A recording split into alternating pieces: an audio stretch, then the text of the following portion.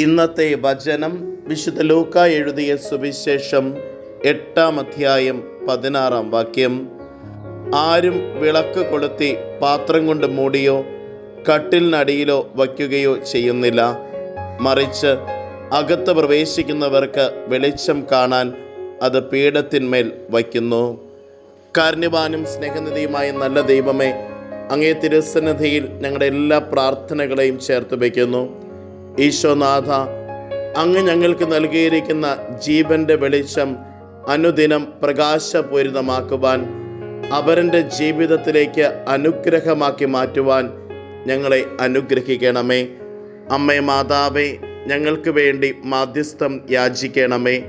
നമ്മുടെ കർത്താവ് ഈശോ മിശിഹായുടെ കൃപയും പിതാവായ ദൈവത്തിൻ്റെ സ്നേഹവും പരിശുദ്ധാത്മാവിൻ്റെ സഹവാസവും നാം എല്ലാവരോടും കൂടെ ഉണ്ടായിരിക്കട്ടെ, ഇപ്പോഴും എപ്പോഴും എന്നേക്കും. ആമേൻ.